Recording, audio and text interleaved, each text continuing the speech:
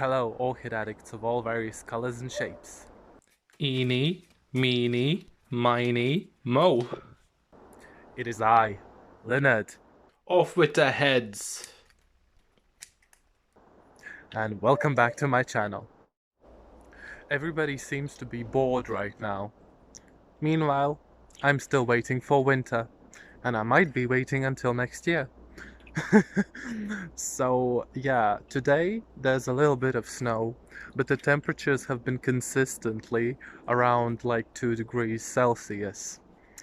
So I would say realistic expectations, let's not jump to conclusions.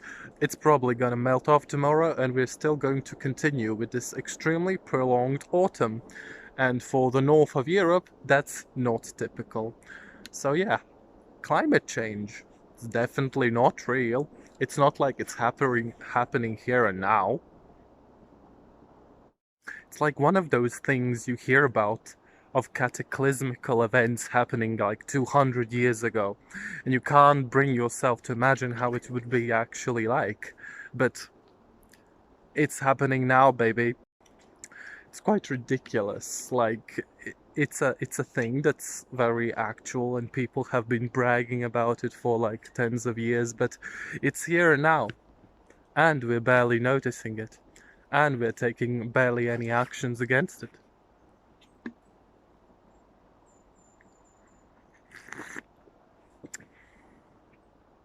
Just need to drink some coffee to make sure I'm not sleeping and just imagining things. So yeah.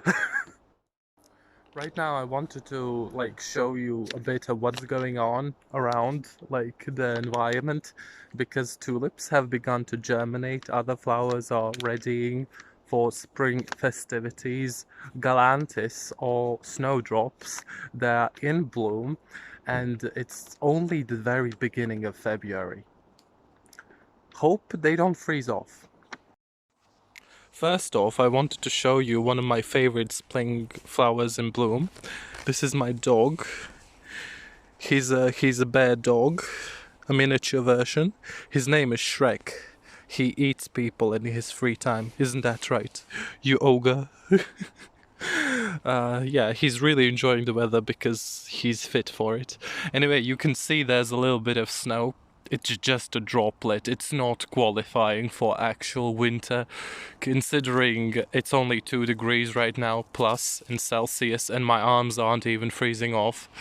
The forest is lovely, everything is green. Today is a sunny day, so I can actually make a video. In this video, I wanted to actually show you what's up with my collection for the month of February, but as you might have noticed, I've been a bit busy. I'm sick and dying, hence if you can hear my voice is awful. I've also been spending a lot of time with my bestie. Recently gave her extreme hair makeover, so now I want to speak with your manager slash rock punk character really stands out. I'm really happy with that. And also like work, really busy. Yesterday was extremely busy, so at least I'm having fun. I can't complain that I'm doing things which I don't like. I always do things which I love. I'm clever like that. So yeah, I've actually been busy for the past month or so because me and my mother, we are both studying mumbo jumbo. So I got my diploma in astrologics. So I'm now a certified planet wizard. By the way, Saturn and Pluto are currently conjunct in Capricorn. I don't know what the heck that actually means, but the last time that happened was when Henry VIII was the king, and we all know how that went. Not particularly smooth. Alright, this time around I wanted to show you what's in bloom in my collection again. And here you can see the orchid you have seen at the beginning of January. It is called Oncidium Diane Feinstein, red ruby as I have identified it. Quite a few people seem to have it in bloom right now, but it might be a different, similar version of like an Oncidium type. It mainly consists of Odontoglossum alexandriae, if that gives you any clues about, its origin. You can see the majority of its blooms have dropped. It had quite a few, and the flower shape also doesn't seem to be hanging on as well.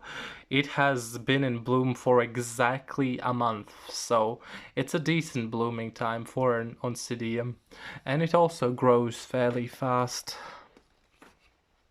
Right now, it doesn't seem to have any new growths coming on. So yeah.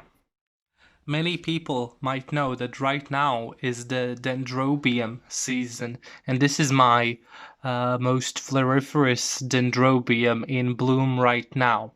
As you can see, the flower display isn't major.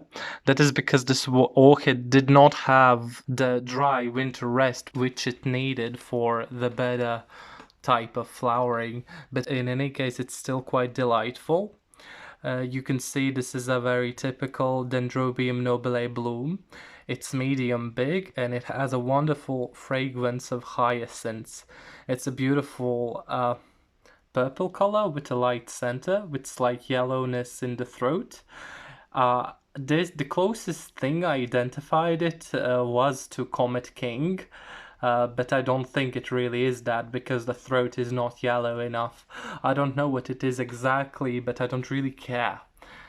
This is, of course, a store-bought dendrobium, and yeah, it has a really pleasant growth habit. It doesn't flop over all over the place and produce a lot of keikis. Currently, it's working on a couple of new growths.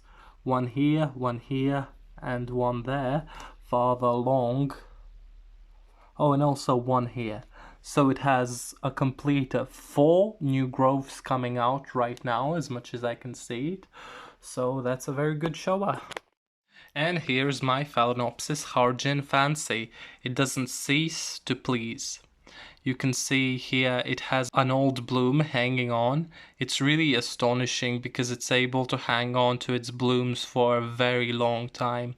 And not only it is a long-lasting floriferous Phalaenopsis hybrid with an intense deep color which doesn't really fade, but also it's a sequential bloomer. You can see here it's working on another new bud. It's really astonishing because this is a very young orchid. It can grow to a much larger size, so I'm really happy with it. Here you can see my Phalaenopsis amabilis aurea is coming along quite nicely. It's working on its flower spike and it's, showing signs of really getting close to blooming. It's going to extend some more. We might end up only with 5 flowers, but that's good. I'm excited to see how the actual amabilis species blooms look like. So we can look forward to that in the next bloom update, perhaps. And here I want to show you a bit about the orchids which are just creating new growths. This is my Rhyncholealia digbyana, previously known as Brassavola digbyana. It's a Cattleya type orchid with humongous, frilly, night-scented blooms. It has not bloomed for me previously, but maybe this year, considering it's a fairly mature plant at this point. And it's creating 2 new winter growths, which is really lovely. This plant is going to bush up quite nicely. Not going to go into excess details about it, besides the fact that the growths don't exactly have much sun energy to grow on very powerful, but still they're coming on quite nicely. In my opinion, it's the water factor for orchid growths is a bit more important than the sun factor, actually, because you can see this growth grew up in, I think, late summer last year, and it is very small compared to the other ones, and that's because I failed to water my orchids regularly enough. And these growths have not even extended to their full capacity, and you can already see they're coming along quite nicely. I've noticed with Cattleya types, the new growths consist of a lot of sheaths. You can see sheath, sheath, sheath, sheath, and this is the leaf. Now, I noticed that the cattleyas usually grow the pseudobulb up until this last sheath, and from then on forward the leaf extends. So these new growths should not be far behind the previous growths in the size of the actual pseudobulbs. So that's promising. And I really love catasetum type orchids, and this is my Cycnodes Wine Delight. You might have seen it quite a lot on my channel actually, and in the first part of this video where I made a bit of a joke. And yeah, you can see it's creating a new growth. It's really funny because it's not untypical for this orchid to seem like it's just going into its dormancy, while it straightforward jumps out of it by creating a new growth. The law of thumb is to not water your catasetum orchids during dormancy because they might rot. You can see that it has some juicy plump soda bulbs, and they are designed evolutionary with the purpose of storing water for the drier seasons. You should not water your catasetums until the new growths are well on their way. You can see I have two different plants. This plant is actually separated from this plant, and funny enough, the smaller pseudobulb is actually the oldest one. And this is a simple propagation method which works very efficiently for catasetums. Now that this a plant is creating a new growth, I am going to separate these two older growths, maybe in an upcoming reporting orchid video. So this one would also start working on a new growth, so I would have two big catasetum orchids. You can see the new growth on the small division is tiny, but still on, it's promising, and it should continue living and producing and growing and creating a separate big plant. It has not entered dormancy fully, but it's getting there. And speaking about Phalaenopsis, this is my Phal, Sogo Manager, as I have identified it, and you can see it has a very vivid, bright yellow colored blooms. It's really gorgeous. The fragrance this time around doesn't come out so strongly, but I think it's because the plant itself is still recovering, and there's also not so much sunlight around to really boost its sap production. You can see it has two blooms open right now. And on that track, my light pink Phalaenopsis is holding on to its last bloom, but it's extending its flower spike. So it might actually not go into the trash bin so fast. And the people who are wondering why do I want to bin it is because it's terribly, terribly virused, and I'm not gonna hold on to it. It dropped almost all of its blooms very fast. And I'm not giving up on it quite entirely just yet, because some of you who have seen my earlier videos may have known that I wanted to cross these two to produce a hybrid by myself. Well, I'm not giving up on that. So I'm going to give this orchid one last try. If the seed didn't take the last time, and I think it's because of the chromosome count differences, but it should theoretically still work. And even though I'm going to use the pink phal as the mother orchid, even if it is virus, the seeds shouldn't be contaminated, as I have heard from like people who actually breed orchids. So here you can see a toothpick. It's a bit hard with only one hand, but here, oh, it came off nicely. Now I'm going to free the pollen from the protecting capsule. Look how small the pollen actually is, and I will insert it into the opening of the other pink bloom. So let's just focus in closely. You can see beneath the pollen capsule there's actually a bit of an opening. Yeah. You can see there, and that's where the pollen is supposed to go.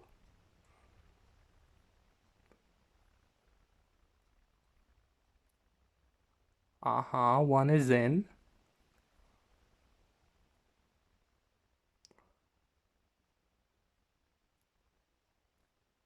And both are in. And let's see if we can make it out. Yeah, you can see the pollen has been successfully inserted into the flower and it glued into the interior surface. I forgot the name of the organs of the plants. For a biologist, that's a bit of a crime. So yeah, we will look forward whether the pollen in this bloom takes. Hopefully it's not going to fade, but if it is a failure, we still have another flower on the yellow phalaenopsis and we have more buds to come on the pink one. So let's hold our thumbs for a successful future of the first orchid in my family's orchid collection. Yay!